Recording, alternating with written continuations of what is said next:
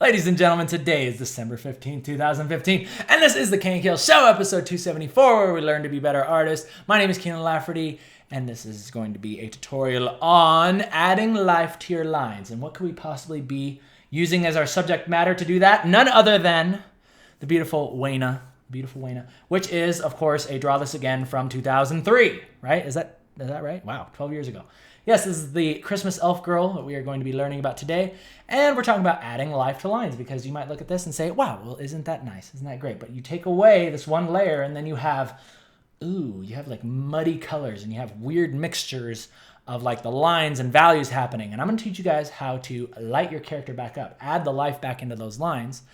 And yeah, we're going to be having a good time with that. But before we get into the actual tutorial, we got to take a stroll down a very special place, and that is, of course, the lovely Lane, because you guys have been submitting beautiful works of art right here. If you'd like to check all these out for yourself, just type in that tiny URL right there, /KNKL fan art. Come like the page, submit your art, get featured on the show, and all that other stuff that I usually say. Alrighty, ladies and gentlemen, with all that out of the way, I think that was it. Yeah, that caught us up to where we were last week. All right, ladies and gentlemen, with all that out of the way, let's go ahead and get into the tutorial. All right, so as a quick, As a quick overview of what we're going to be doing today, let me start right here. And if you would like to go back a week, we were talking about setting up lines. We were talking about setting up your piece in grayscale, so that way you can then lift the sketch, you can lift your sketch, and then you can place masks behind your line art. So if you would like to go check out last week's episode, click this picture right here, take you there, teach you about painting in grayscale, painting values, and then setting it up to a way where you can get it to basically do this. So you can put masks and stuff behind it. It becomes transparent. Basically, your line art becomes a transparent version of its former self. All right, but like I said, that's last week. Click there. All right, that link's out of here. All righty, ladies and gentlemen, let's go ahead and talk about some good stuff. So yeah, what we're talking about today is going from the grayscale. Then we're going to these masks. And then finally, we are going to light our character. We're going to light our character, give them life. But most importantly, we're going to be talking about the color that I added onto these lines. You can see the difference that it makes. Let's go ahead and zoom in on that. The difference that just coloring the lines, and I want you to take a look at this. This is literally just color clipped onto the line layer. Like if I take this off, she all of a sudden becomes like some creepy pasta thing, you know? But put it back on, it's like, oh, she's beautiful again. It's amazing, isn't it? So we're gonna be talking about that. But before we actually do that, before we go in detail, I must of course entertain you guys with a time lapse. Entertain, not educate really, because I mean, this is recorded real time. And I work so fast that it's really hard for you guys to pick up on my technique. I have to slow it down, right? I have to slow myself down hundreds of times to actually explain what's happening here. But just in case you wanted to see me work real time, here's the footage. So, and I'll do my best to explain what's going on. Okay, so last week, like I said, we got our picture to a point where it was looking pretty good. So now what I'm doing is I'm going in and I'm just refining details. I'm adding details and little like stitches into the hat.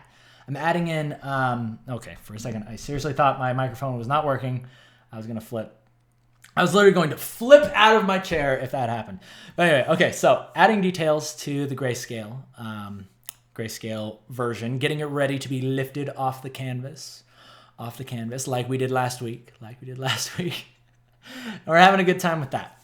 And all the while, I'm constantly thinking to myself, okay, how am I going to light this piece? What colors am I going to use? And what is the background going to be? Because you know me, I hate backgrounds. I wanted to figure out a very simple thing that I could do for this background that would allow us to have, you know, basically just almost like be a white background, but like not like a complete cop-out. So an interesting story that I have to tell you guys is I took a break, because that's something that I always tell you guys to do whenever you're in a rut, or you're feeling a little bit strange about how your piece is going, you're not quite sure, like you lose track, right? It's so easy to get caught up when you're in the zone, right? Being in the zone is good because you work constantly, you're inspired, and you're excited about what you're doing. But there is a negative thing to being in the zone, and that is sometimes you can zone out too much, and you can kind of lose track of the overall picture of what you're trying to create. So I highly recommend, I always tell you guys, take breaks. Take breaks. I take half an hour breaks. Right? I mean, not all the time, but I really try to. Like, it's literally hard for me to take breaks sometimes. And that's a good sign. That's a good sign. But I would urge you guys to force yourself to take at least 15-minute breaks every hour, just to, not only for the safety of your wrist, but also, most importantly, to get more inspiration for what you're doing over here. So anyway, I took a break. I took the dog out for a walk. And for those of you who live in Utah also, you'll know that we got a blizzard the last 2 days. Like, your cars are completely snowed in. People are sliding all over the roads, ramming into each other. It's complete chaos here. But within the chaos, there is beauty, right? And I went outside walking, and I was walking around, and I was looking at the snow, and I was like, oh, that's really interesting. How simple, like, the snow is, right? It's all white, but where the shadows go, right? It's just lit by the sky. It's lit by the sky, which is blue, of course. So you can have this white background and then just have little patterns in there that are just slightly blue. And then all of a sudden it starts to feel like not only a cool shape that's behind our character, but it is reminiscent of the snow. And then, of course, because I decided that I was going to go for snow, let's go ahead and skip back here for a second. I looked back at this and I was like, I know people are totally going to knock me if I don't give this girl, like, she's already wearing a mini skirt. We might as well make it like a padded mini skirt, or like, what's the word? It has fluff. It has Santa fluff on it. Whatever the heck you want to call it. Woolly sheep skin, sheep wool, something to keep her warm, right? So, of course, I added that back in, and I loved it. I loved it so much. So we went ahead with that, and then my girlfriend, so luckily she's a genius with design. I was like, I don't know how to like finish this piece. Like, I want the background to be really simple, but I don't know what to do for the borders, or I don't know what to do other than that. And she came up with this brilliant idea of just like doing these borders top and bottom and having the presents stick out of the top and then her foot go behind. And it's like, whoa, that totally brings like new depth to the piece. It's amazing. It's beautiful. So I totally stole that from her, threw it in. And yeah, like I said, you can get inspiration from anywhere. Inspiration from outside, inspiration from your girlfriend, inspiration from your, and I say girlfriend lightly, right? You can get inspiration from your asana body pillow as well. You know, all kinds of people can give you inspiration. But anyway, moving on.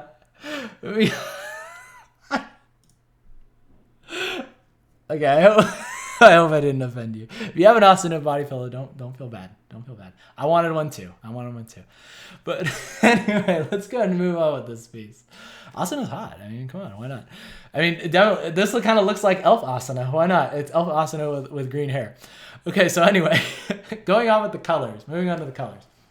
So you'll notice that the colors that I'm choosing here are not exactly, like, you can see the actual colors at the bottom with our old piece, right? She has like green hair and like really red clothing. But what I'm drawing here is not actually those colors. I'm lighting the character with ambient light. I'm thinking of my shadows first, and I'm thinking of the ambient color. And in this case, our ambient color is the blue sky. So before I go in there and start adding our local colors, or basically the colors that we're going to see when the sunlight hits it, which is a very bright red and all that stuff, I've taught you guys many times to paint shadows first. Paint your ambient colors, because once you get this done, once you get your character to this point, adding the lights back in, lighting your character is so much more natural, so much easier, and it makes your pieces look freaking awesome. So you should always do it, okay? Last but not least, let's go ahead and fix the type on my computer, and then we're going to go ahead and start lighting our character. So this is what I'm talking about. So you guys can still see here with my layers down at the bottom right. You can see what I've done here is I've got one layer and then all the other ones are clipped back to it. And I'll show you this in the actual PSD as well. So you guys, so there's no confusion, okay? But just as an overview, what I'm doing is I've got all of my different colors on their own layers. So like the greens are on layers, red, skin, you know, all the different colors are on their own layers. And that comes in really handy for when you want to start lighting, because you can focus on one area at a time. And you'll see me doing this right here. Like I can focus on the skin, I can focus on, you know, the red or the velvet, and then the green parts, and then the golds, you know. And that makes it really, really dang easy. And then I totally skipped ahead, forgot to record the actual process of me actually adding life to the lines, coloring the lines, but that's okay because that's why we're here. That's why we're here. So let's go ahead and get into that. Now that the time lapse is done, let's go to our good old PSD here. And what the heck is that? Okay, there we go. Got it. Okay, I was worried. I thought that was a glitch and XSplit, but we're good. Okay, so let's talk about, first of all, let's go back to this version right here. Let's talk about the general setup for my layers, okay? So the first thing that I did was I started with this character mask that I just made it red. Now, sometimes I like to make my character masks, I just make it generally any color. You want to make it just kind of, I usually try to do like a darker color because then anything that I add on top of it, let's say I wanted to do this over again. Let's say I wanted to start painting in the skin. So I'll create a new layer right here, right? Create it and call it skin. And you see that it's all clipped back. The way that I clip back my layers is I hold Alt, and then you click right between them. See how that special icon appears right there? That allows you to clip your mask right back to it. Because if you don't clip it back, it's a little scary, but I'll show you what happens. So let's say I wanted to start painting in the mask for the skin here, right? And of course, let's start on the most important part, the boobs. Let's go ahead and paint that in, okay? So you can see we're doing this. We're having fun right here. And that's all well and good, right? But let's say we decided to get a little crazy and let's try to paint outside the lines. See how the clipping mask allows us to paint outside the lines, but it never goes outside of our silhouette. Never goes outside of the silhouette of the character. But if we unclip it, let's go ahead and put all these layers back on and unclip it. Let me show you guys what this actually looks like. So if we unclip it, see how there's all these extra lines and stuff that's going outside of where we want them to go? Well, that's why clipping it back keeps it clean. So do that. All right, so next up, let's go ahead and go back to before I totally messed this up. Let's keep it back where it was. Okay, so now we're going to talk about lighting. Lighting is also very important. Let's go over it really quick. So the reason that I told you guys to keep everything on its own layer is because now what you can do is say you go into your reds, right? Go into your reds, and now let's start lighting our character. But it's really cool because we already have a lot of our values also figured out with our line work, right? The black and white stuff. This stuff, we figured out a lot of the values. So even when we put just flat colors, these are literally just flat colors underneath our line art. When we put that on top of it, it adds a lot of form to it. Looks really good. But anyway, so now we can begin lighting the character. So you want to make sure that your pixels are locked. This special little icon down here, see that little lock right there? You engage the lock by hitting this checkerboard button, right? Click that checkerboard button, it creates a lock, okay? So now you can go through and begin lighting your piece. You can add some more reds in there. Add some more reds in these general areas, give you some nice hues, but because you've already worked in your shadows, which are taking into account your ambient occlusion, your ambient lights, looks good. It looks good automatically because you already did all the hard work, so don't stress. Okay. So that's basically what I'm doing. I'm creating the shadows first, and then I'm going in there and I'm asking myself, okay, what color is this skin with sunlight shining on top of it? Sunlight shining on it. Well, for the skin, it's going to be like this color, right? So you start adding some of this in. Add some of that lightness in, okay? And that looks all well and good, right? But of course, because it's skin, you guys learned about subsurface scattering. Let's go ahead and add some subsurface. Now, the way you do that is you saturate your transition. Saturate your transitions. Think of it as the transition between this point to this point, right? That part, like that alone makes the skin, if you don't have a middle, what's the word I'm looking for? A middle saturation point, basically between, it starts to look a little bit strange. But as soon as you add this in, see how it starts to make things look a lot more organic? It makes things look a lot more nice, looks lively, looks good. So you add those saturation into your transition. Makes your skin look a lot better. Okay, so anyway, that's my general tutorial for doing that. So eventually we get to, and let me go ahead and close this down. We don't need that anymore, and we don't need that anymore. Eventually we get to this point, okay? We've lit everything properly. And if you take away the lines, this is what it actually looks like underneath. So a lot of the colors are very kind of like crazy, almost neon looking. But once you put the lines on top, again, it brings us back to our values. But now finally, the problem, or the final problem that we're going to solve is this. We're going to take basically what's happening in here, because our lines are basically like black, right? They're like a very, very dark blue. And the problem with this is that when you look at the skin, when you have dark colors and dark lines on top of the skin tends to make it look really muddy. Like you look at this color in here. It's like it looks like dirt like smeared on her face. It looks nasty. It's not right. And the reason is because you have not softened your lines. You have not colored your lines. So I'm teaching you guys a couple quick tricks that you can do at home. Cool tricks that you can do at home. I like it. All of a sudden it's an infomercial. All right, so for only $19.95. For only $19.95 on the Patreon, I will teach you all these amazing, cool tricks, tips and tricks that you can learn at home. Okay, so tip number one for coloring your lines. Always stay pretty close to black. You want to keep your lines still very dark, because if you're like, okay, well, I want to paint my lines red, and then you go up here, let's create a new layer. Oh yeah, and the way that you get this started is you create a new layer above your lines, basically these, and then you're going to clip it back the way that I taught you by holding Alt and clicking between it. Then that little arrow will appear. What could that possibly mean? Basically, that means that you're only going to color where your lines exist. So let's go ahead and start coloring your lines, okay? So a little bit of red in there looks good. I like that. You can see how it begins to soften the values that are in place. But if you get a little too carried away, you can start to color a little bit too much and you start losing the original form that was there. So be very careful with this. That's why I say, in general, stay close to very, very darks, or like black. Stay close to black. Darker colors are very useful and helpful for edges. Edges are good places to have dark colors. You can go a little bit lighter, I've noticed, towards the insides. And this is especially prevalent with the skin. But for the outsides, make sure you keep your values fairly dark. Okay, so I just start going in there like this. And my general rule is that I like to color my lines, or I like to color the areas, basically a darker version of what's already there. So like, check this out. So let's go ahead and zoom in really closely on this. So this red right here, see how before it looked like this, right? But once we add that red, once we color those reds in, see how it softens everything and it adds life back into our piece. But nowhere else other than the face are you going to see this happen the most. I have no idea what I just said.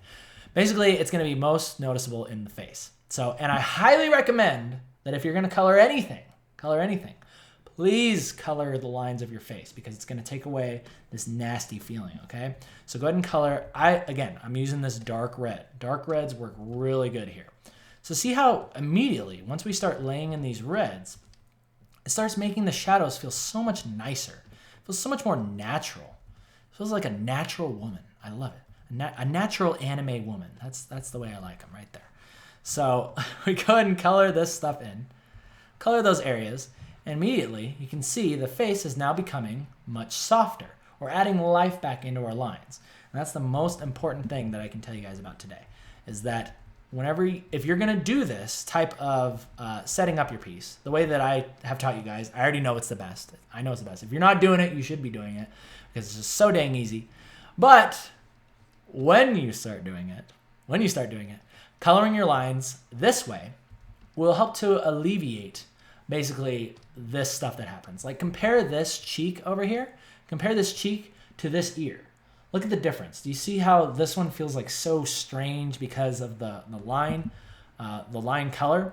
And if we color it red, it immediately starts to take life back into it.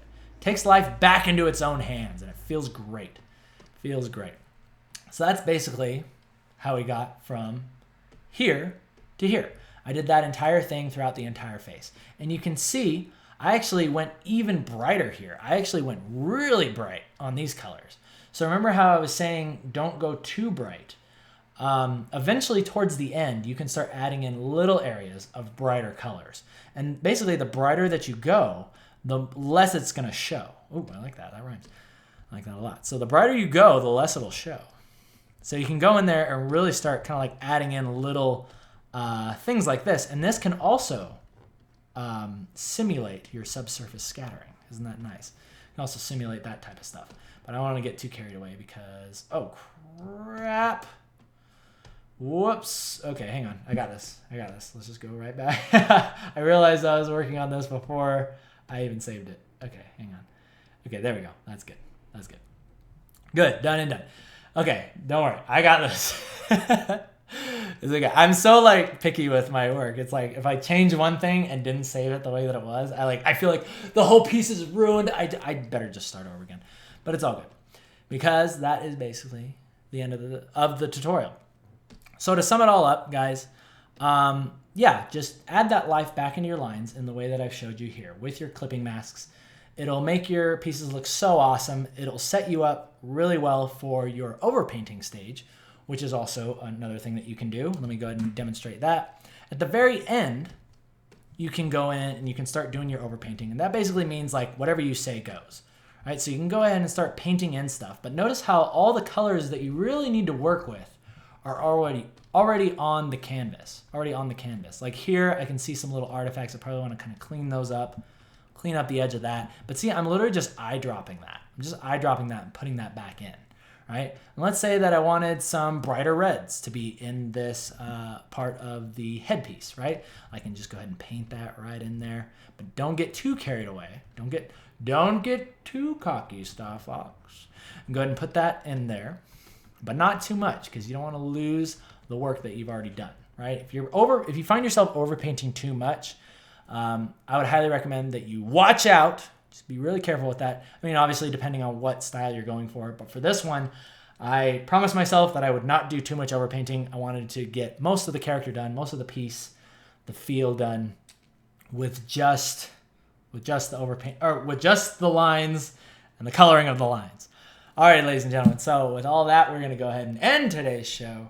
We're going to end this daily. Lastly, before we go, I do want to say that if you are curious, if you have any other questions about how I went about doing this process, then don't worry because everything is going to be available on the Patreon. And if you are wondering what the heck that is, then go ahead and click right here. It's a place you can go to support the show and get PSDs and get all kinds of other cool stuff.